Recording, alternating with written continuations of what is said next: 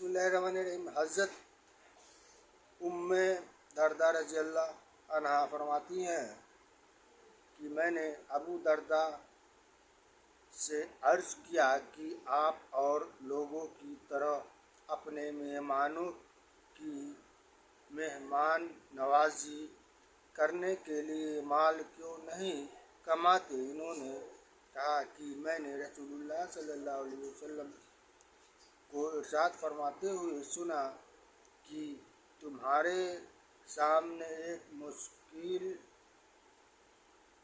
मुश्किल घाटी है, उस पर ज़्यादा बोझ वाले आसानी से ना गुजर सकेंगे, इसलिए कि मैं चाहता हूँ कि इस घाटी से गुजरने के लिए हल्का फुल्का रहूँ।